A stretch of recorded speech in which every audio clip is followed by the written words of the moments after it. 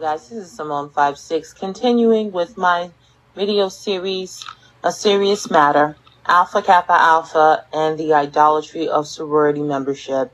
I wanted to talk about my underground pledge process, but I feel it is necessary to enlighten those on YouTube who may not have any idea what I'm talking about to some definitions of terms as well as an explanation about Greek culture. It's very pertinent. I don't pretend to know everything about Black Greeks, but I was one for 8 years and I absorbed a lot. There is a double world to joining Alpha Kappa Alpha or any Greek organization in NPHC, at least in my experience, and in many others that I know as well. Greek life, from what I have observed, is really motivated by this factor, the love of the world. Many who join these organizations are looking for popularity, power, preferential treatment, nepotism, the opportunity to lord it over others in the organization and outward, and wanting the esteem, respect, and praises of men. Now, further examining my motives for wanting to join this organization, I am guilty of all of the above. I am indeed a descendant of Eve, who saw the fruit on the tree and saw that it was good for food, pleasing to the eye, and also desirable for gaining wisdom. I, just like Eve, ate the green apple of Alpha Kappa Alpha. Okay? 1 John chapter 2, verses 15 through 16 in the King James Version says, "Love not the world, neither the things that are in the world. If any man love the world, the love of the Father is not in him. For all that is in the world, the lust of the flesh, the lust of the eyes, and the pride of life, is not of the Father, but is of the world." Now, my sin is evident in this, that I wanted what those women had. I lusted after all of those things. The lust of my flesh wanted to join this organization because of the public perception of these women. In other words, their stereotypes. Alpha Kappa Alpha women are known throughout the Greek world as pretty girls. They have a popular saying that only pretty girls wear 20 pearls. If you guys take a look at some video clips I'm about to show you, you will see women who are very confident. They're very pretty, indeed, very attractive, playing up the stereotypes of AKA, attractive, they're feminine, conceited, sedity, socialites who have good manners and that are cultured and worldly. You'll see them arrogantly chanting boastful words about their sorority, how pretty they are, their accomplishments, how they're number one. And believe me, while I was a member, I ate that stuff up because it appealed to my flesh. I knew at that time, in order to gain all of that, because I wanted that, to obtain the pinnacle of the Greek world and enjoy all of that and to be spoken of in that manner, I had to prove myself to the local members of my organization, to prove to them that I earned my letters.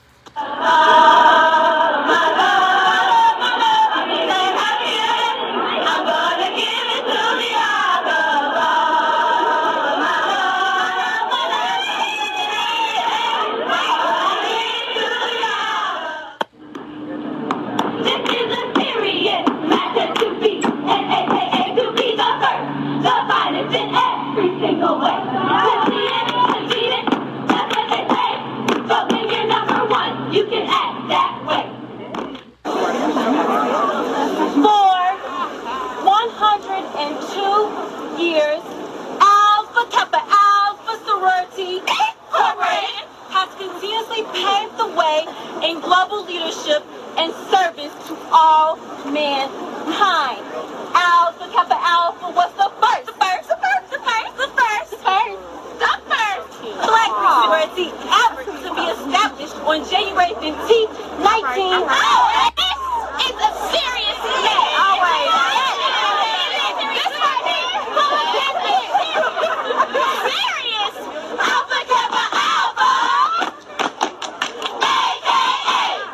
Ow. I'll tell you why, sorors. There is no other way. No, it's not, honey.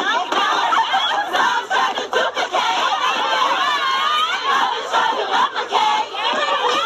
I guess you cannot imitate.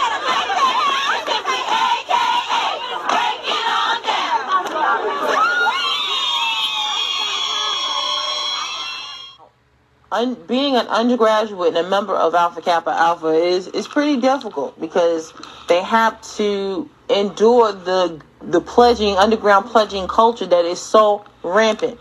And I don't want Greeks coming on here talking about, oh, that's just your experience, and oh, that just happened to you. Trust me, I know plenty of women, because I've been all across the country dealing with sorority members, and they're all going through many of the same things. The Greek culture eats them up because they expect them to pledge. Now, what is this pledge thing I'm talking about?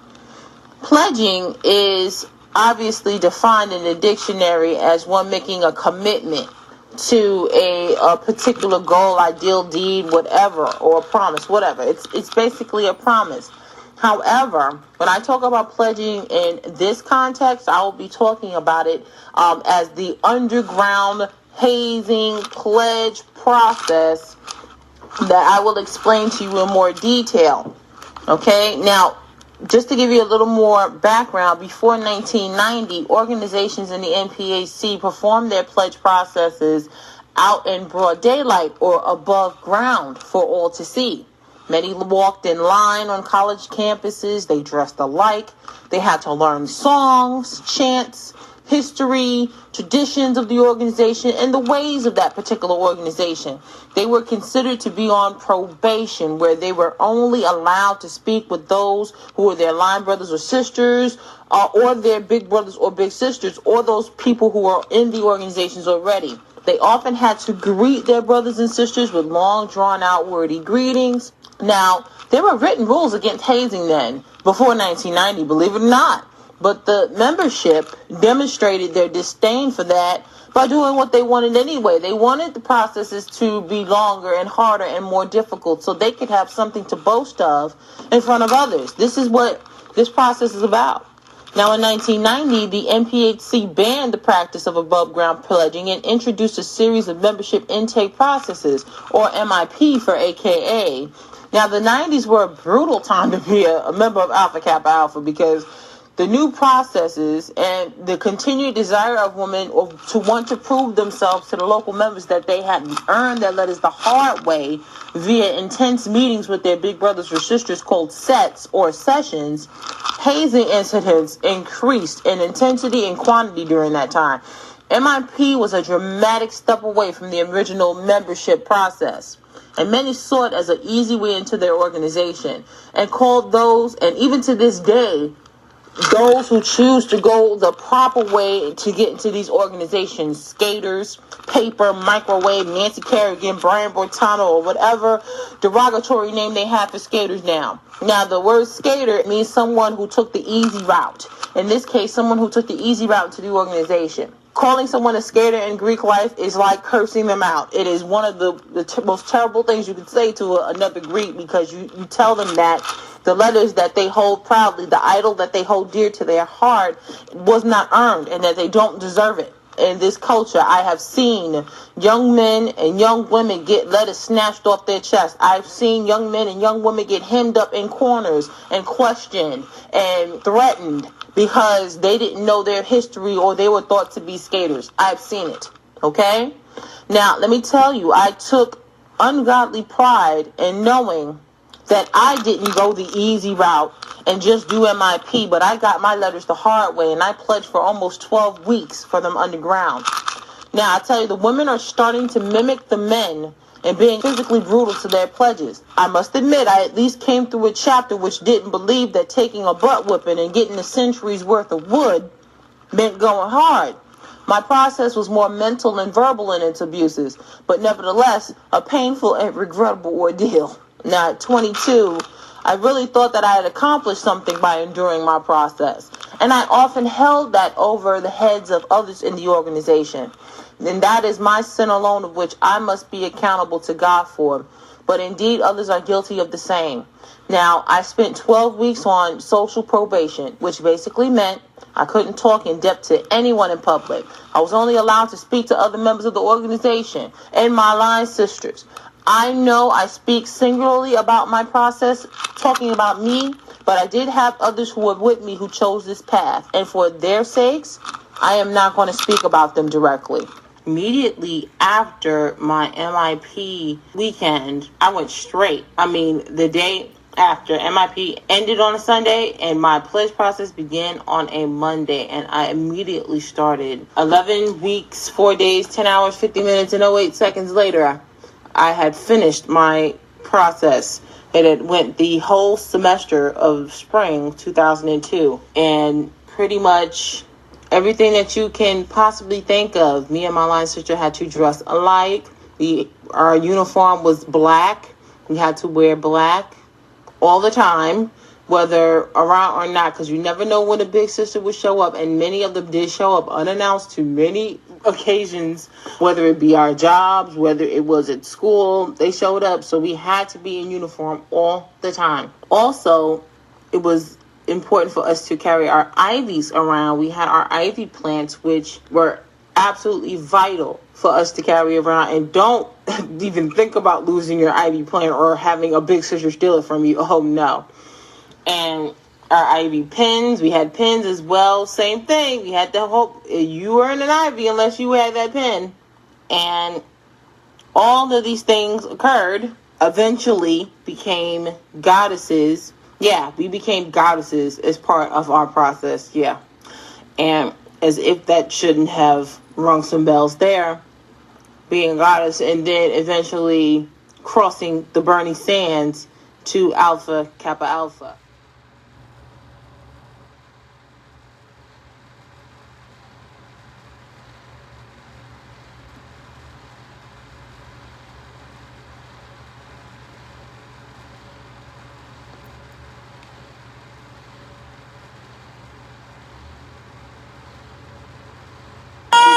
Line, speak.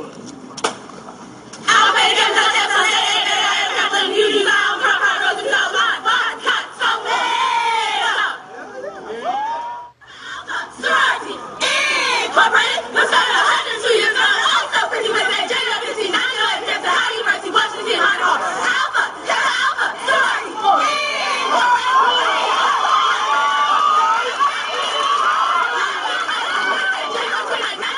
Alpha, Kappa Alpha, sorority was incorporated. The original line led by Idaho, was actually Emperor, Edward, Eddie Brown, Gillisburg,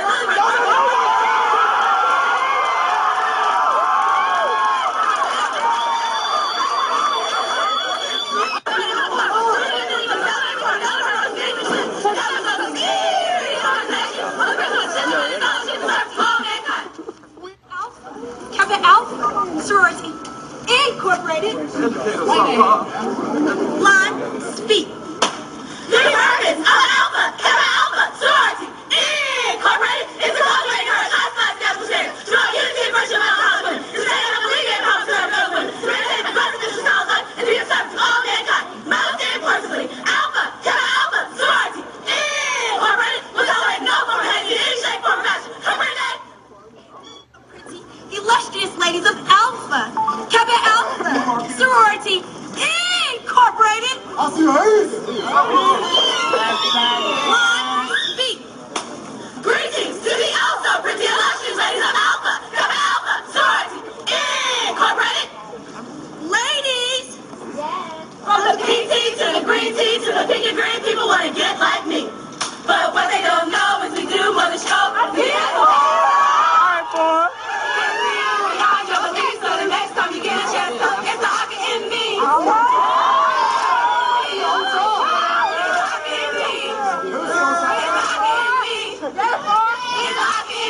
We know we so fresh, we know we so clean. Nose in the air, holding up the pinky. What is it? It's all in me, you see. It's all in me.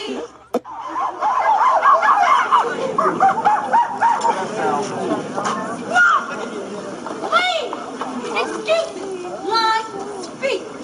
Excuse me, so we can tell you go out and nothing. Don't fight like the heat, tell them anything else. Excuse me. As everyone knows, AKAs are always on time. We are always prompt. So ladies, let them know what time it is. What time is it?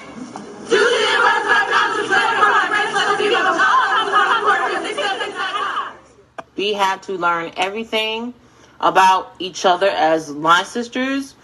I had to learn everything about my big sisters, what their names were, first name, middle name, last name, who they were, what line were they on, when did they cross. All of these different informations. I had to know about them backwards and forwards. I had to know about my line sister backwards and forwards. And I was often given tests to that effect. I had to know it. I had to know my Greek alphabet. I had to be able to say it at an incredible speed, which I still can to this day. Alpha, beta, gamma, delta, epsilon, zeta, eta, theta, iota, kappa, mu, nu, xi, crop, pi, rho, sigma, tau, upsilon, phi, chi, psi, omega. I can still say it fast. I had to learn not just Greek alphabets. I had to learn about the organization, the structure, and I had to learn the history, not only of the sorority as a whole, but my chapter history, which is another thing altogether. Having to just learn, complete these tasks. We had to do this, we had to do that. Going through this process for 11 weeks, I had a dean and I had an ADP, which is the assistant dean of pledges. In that underground process, there were different things that I had to learn. There were sorority history, there was chapter history I had to learn. I had to learn greetings. I had to endure sets with other members of Alpha Kappa Alpha, with them asking me all kinds of questions and being in my face and really testing me and playing these mental mind games with me and the others that pledged with me. And I was totally with it because I thought this is the road that I had to take to get to where I wanted. I wanted everything that I talked about. I wanted to be a pretty girl. I wanted to wear my 2 pretty pearls, and I wanted to say Alpha Kappa Alpha with all of the arrogance and all of the bravado that all of the members of Alpha Kappa Alpha did. And you know what? I reveled in it for years. I loved it. I loved my association with my sorority. I loved putting my pinky up. I loved being a part of Alpha Kappa Alpha. But there was a double-edged sword. 12 weeks, I did my process. Things went awry. Things went totally wrong because you got to realize when you're dealing with people that are in the flesh will take over, and there were power struggles. There were people on the line trying to divide us. There were members of the organization saying, look, you don't listen to them, you only listen to me, and this, that, and the third, trying to divide us and do A, B, C, D, or E against one member or the other. And you could obviously see the tension that members of my chapter had amongst each other. There were things that I can look back on and sincerely laugh about because they were just silly and they were stupid that, you know, I did. And I did have some moments where I can look back on and laugh, but I did have some moments where it wasn't so very funny. I'll be very honest, my pledge process was the least of my worries. It was the least of my concerns. I just inherited a legacy of trouble, not knowing the type of tumultuous things that this chapter had been going through, their rivalries and dissensions and all of those things that the lust of the flesh will conjure up amongst them. And it was just bad. It was terrible. And they wanted us to pick sides. You have to be on our side. Oh, you have to be on our side. Oh, you're not on our side, right? Okay, we're going to totally disown you. That's what went down on my line. There was no unity whatsoever with the members of my chapter, and my process just kind of went and that's liable to happen. And you know what? I'm not the first or last person this happened to. I've talked to many of my former sorors, and they will say the same thing. And me, I was just like, well, I just want to get through this. I just want to get through this. Me and my line sisters would lock up. We would lock up together. We would have to walk together. We had to dress alike. Our hairstyles had to be alike. We had to wear the same shoes. We had to wear the same underwear. We had to wear the same underwear. I'm not kidding you. Not to say that anyone would see our underwear, but it was just the principle of the matter. We had to wear everything alike. We had to smell alike. We had to do things together all the time. And the purpose of that was to form a bond of sisterhood. And I must say it worked. Because when you spend a lot of time with someone, obviously the bond between you and them becomes greater. And when you're doing everything together, when you're learning together, when you're going through hard times together in a short period of time, when you're doing all these things together, you obviously form a bond with them. And this is one thing I want to stress to those who are not members of the NPHC or any Greek organization. As you're outside looking in, and I'm pretty much, I'm done with it, but God has called us to have a compassion and a love for the people around us. And you know what? He might have brought me out of the idolatry of Alpha Kappa Alpha, but what he did not do was have me separated from many of these women, who, many don't profess to even be in Christ, that I had grown to be just like my earthly family.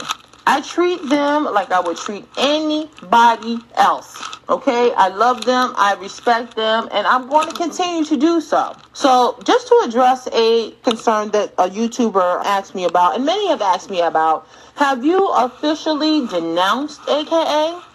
Well, trust me, I didn't have to officially denounce it, because Alpha Kappa Alpha denounced me. Okay? Alpha Kappa Alpha denounced me, that I would be free from the bond of the oath that I took to that organization. Really think about some of the things I'm saying. We know about the culture. We know that the culture is ungodly, and it's hypocritical, and it's two-faced. We know it. And there's no way to get around it or behind it or in front of it. Purpose of me doing these videos is to hopefully give people, and especially young people, if you're watching this and you think you're going to have a grand old time in AKA, they want more from you than your 4 years in college. They want more from you. They want your life. They want your money. They want your time. They want you. The same you that God wants. And if you're young and you're a Christian and you're considering joining any of these organizations, I would ask you to please reconsider. Please reconsider. My pledge process ended terribly. I was estranged from my dean, which is really a blessing in disguise. Now that I know what I know, it was a blessing in disguise that I was estranged from certain people, that they just said they didn't want anything to do with me. The way that things ended up, it was for the glory of God. My pledge process was the least of my concern. As a matter of fact, anybody can prove that they can go through 12 weeks through this or that. And I'm not saying it was easy, but at the same time, what does it prove? Anyone can do that. My pledge process was kind of cut and dry. 12 weeks of being with someone who I still care about to this day, because I believe God bonded us in more ways than the sorority pledge. I look at some of the things that I did, and looking later on as a member of Alpha Kappa Alpha, sitting in the rooms of sets of other individuals and saying to myself, what are they doing? I mean, some of the most brutal behaviors that I've ever seen in front of me. And I sat there, and Lord forgive me, I sat there and I just watched it happen under the guise of, well, you know what, I was made. So I pledged, I was made, so I should know what to expect. Even though I knew that my big sisters in my chapter, if anyone had laid a hand on me, first off, the flesh would have took over and I would have knocked somebody out straight up. But if someone would have laid a hand on me for the specific purpose of hurting me because they thought they could, because they had that power over me, I would not be in AKA today. I would have walked away. And that I know for sure. I must tell you that there were times where it was really close. So, but thank you, Lord, that it never came to that. And as a matter of fact, my line name came from, I guess, some fruit of the Spirit. Anytime it was time for us to get wrecked, I would pray. I would say, Daddy, Father, please keep us from getting wrecked. And I would say it loud. I'm like, Daddy, in Jesus' name, please keep us from getting wrecked. And people thought they thought it was a novelty. They thought it was funny. But many times it did keep us from getting wrecked. So I earned my line name. My line name was Saintly Pearl. What is it? YouTube did the wrong thing by letting me go for more than 15 minutes. They just gave me, they just let me be a partner. So I don't know what that's about, but I just praise God that I'm able to share this with you. I can look back at some things and laugh because honestly, they were funny. And I can look back at some things and just shake my head because I just didn't know any better. And I can just chalk it up to being, wow, I was just young and stupid. And Alpha Kappa Alpha took a lot of my youth away, my young years. But you know what? God can redeem the time. And that is what I am looking most forward to in these videos. Maybe God can redeem the time for you, sister in the Lord. brother in the Lord, if you're listening, who happens to be a member of a Greek organization, maybe God can redeem the time for you too. I can look at my actions. I know that I wanted what those women had. I wanted to be that AKA. And you know what? For some years I was, but I was always troubled. There was always something. And because I am born again and I am not of this world, and I unequally yoked myself with members of the organization who were not children of God but children of the devil, they hated me. And this is what I'll talk about in the next video, how these women hated me. I could not explain it. I couldn't figure it out, but I knew that there was enmity there and I couldn't figure it out. But God has told me why. Because they hate you, because you have to remember that they hated me first. That was my pledge process, and it could have been a lot worse for me. But I'm thankful that God, even in that, spared me and showed me some things that I could maybe teach others. So, bless you. Thank you for hearing me, and I'll talk to you guys later. Bye-bye. All right, YouTube. So, I'm going to put all the rest of the videos. There are 4 of them, so I'm going to link them all, and I would just really encourage you guys to go back and listen to the first one all the way.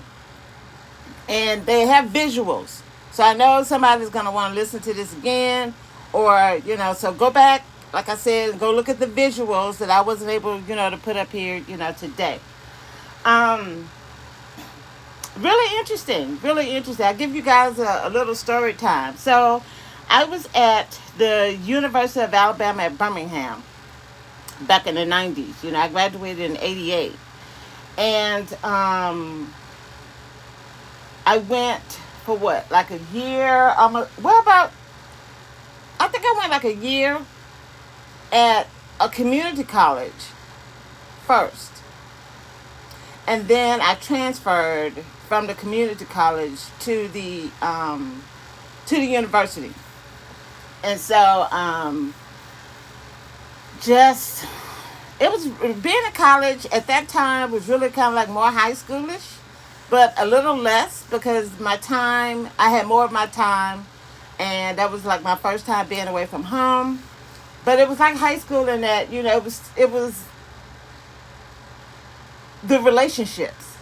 I didn't develop the kind of relationships that most people, develop when they're in college. And then a little while after I got into, UAB, that's University of Alabama at Birmingham, I wasn't happy. I had a cousin that I actually grew up with. I consider this person, my sister. And it broke my heart to realize that she didn't want to be around me. I mean, I would go and visit her on the weekends, at her parents', house. And she would go hang out with her friends and leave me sitting there with her mom and dad. It took me a minute, to figure it out. And,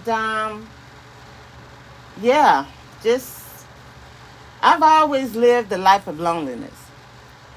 Always. I always thought that, it was just something regional because I was in the country. And, you spaced out. So it's not like you could just walk across the street or just go, down the hall and knock and, have a visit. So, nope, didn't change for me. Even out here in San Francisco, I'm way more social than I have been probably since I joined the Army, But especially during COVID, a lot of people, fell off.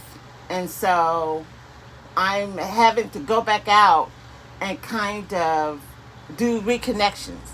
So there's no permanency with friendships, for me. And like I said, this has been something that has been lifelong. So when she said at the end there that the Lord told her that they don't like you, they didn't like me first. So that's just the way that it just goes. It's a spiritual thing. It's nothing you can see, taste, touch, or feel, other than feel in your spirit. So It's not tactile where you can, feel it on your skin, but you can feel it within you, within your spirit. And it hurts. It really, really, really hurts. There's a thing on Married at First Sight, this episode. So again, I ask you guys, to kind of join me over there.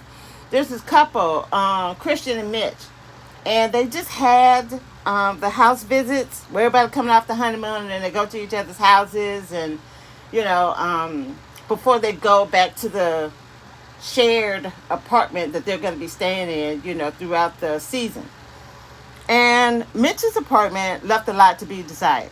And I've listened to some of the other people, and everybody's talking about how nasty and filthy and this, that, and the third, and no. Actually, now that I'm 52.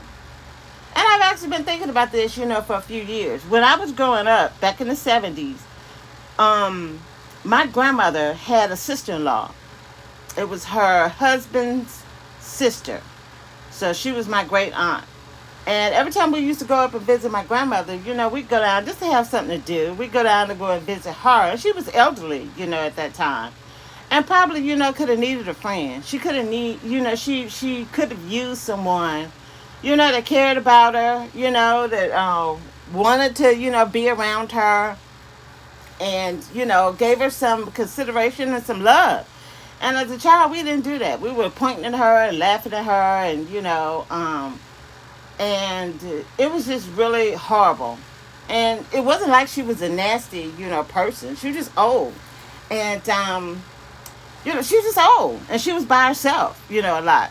She was like a spinster, which what people back in the day would have considered a spinster, that's what she was. And they ended up putting her, in a nursing home. And that's where, she died. And I think, her life could have been better. She was my Aunt Clara. And I think about her when I hear people, talking about Mitch. And Mitch is really doing something big. He's putting himself out there. And he's, I hope, trying to do all of this so that he can, actually have a partner. So it takes a lot. I agree with, some people that if he knew that right after the honeymoon that they were going to be, doing each other's, going to each other's house, doing the visits, he could have did some prior planning, or at least had some of his friends go in there and, tidy up, before his wife, walked through. So, just some planning, Mitch. Do some planning, in the future. And I admire Christian. This is the point that I'm trying to make with all this. I admire that Christian is looking past all of his flaws. She's not ignoring them. Okay, let me get that. But she is making an effort to go through so that they can come out on the other side something better. And I know in the dating world that if they were just dating, Mitch wouldn't have a chance. And that's another reason why he kind of realized that this is probably his best chance to get a wife, because nobody is really going to just accept him in our culture the way that he is. And then you run around hearing everybody deserves love. So Mitch doesn't deserve love because of whatever he got going on inside of him that has prevented him, from doing that at this point.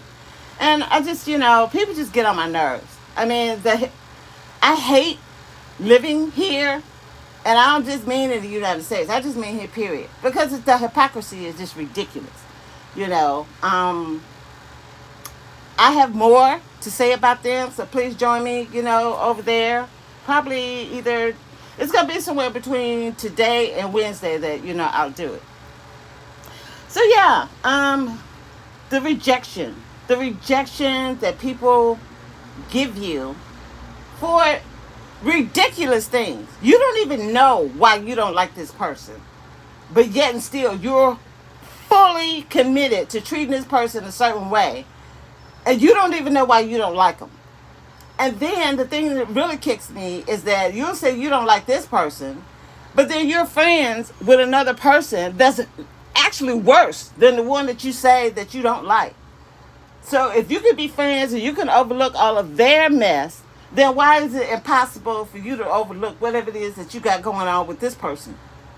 Yeah, so yeah, I'm just, I'm over it. I'm really happy that this sister um, woke up and listened to the Lord and got clarity. I'm really praying for her. And I sent her a message on one of these videos the other day. Y'all can go and look and you'll see it.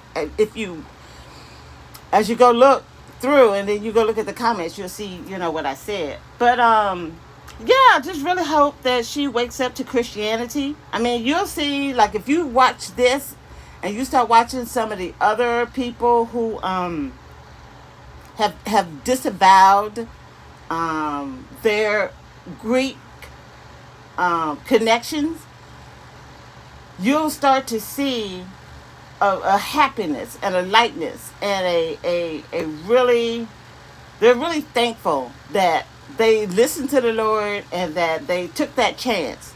Because once you get enmeshed into something like that, it's really hard to get yourself out of that. So that's an accomplishment. So every time, I really try to tell them, congratulations, because that is an accomplishment.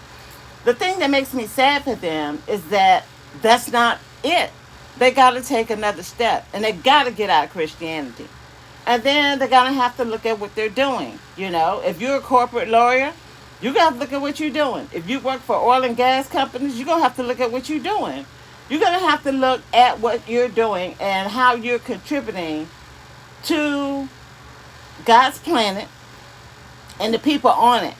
We're here to be of service. We're not here to help destroy anything that God has built.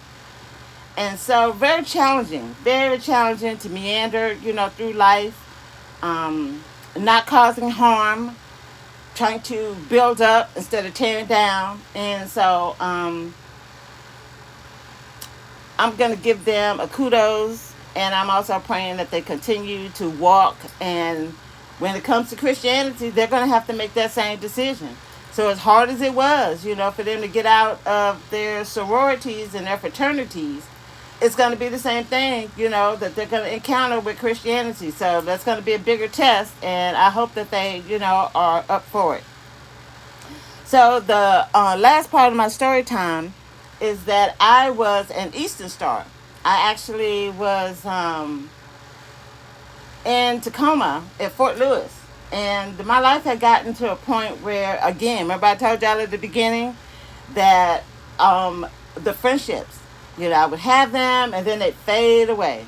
I'd have them, then they'd fade away. And then, after a time, that becomes wearing, And so I wanted more connection. I wanted more networking. I wanted more opportunity. So when the opportunity came for me to go into Eastern Star, I went ahead and took it.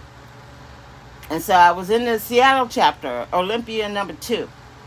And those were some really nice women. Really, really, really nice women. And nothing, against the organization. I wasn't, abused or, treated unfairly or anything. They were really, nice to me. And, yeah.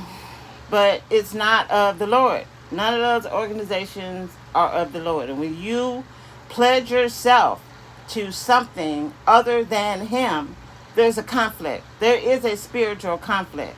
So I actually ended up writing a letter and asking them to remove me. I actually have to go back and do a follow-up to make sure that that was something that was successful, because I want to, I want to remove my association, from that, in the name of the Lord. And so I hope this is something that's interesting, to you guys. I've got, some more stuff that I got to put out today. And I appreciate you. Please pray for me continuously. I need it. I really, honestly need it. It's hard out here, especially when you don't have anybody to talk to. I don't have anybody to communicate with about Jesus. And it's rough. So think about that. Think about that when you all are maligning people. Like Justin on Married at First Sight. A lot of people are really, really, dogging him. And that man needs to be lifted up. He and I grew up in Alabama. So I really am having affinity, with Justin, because I know what black people would do to you when you have that kind of sensitivity. They will come at you with full fire and force. And when I look at him, I kind of see that same problem, the same problem that, with connecting with people that I have. He has it. He has it too. And so pray for him. Y'all see Justin, on the screen, and he needs some help. That boy needs some serious help.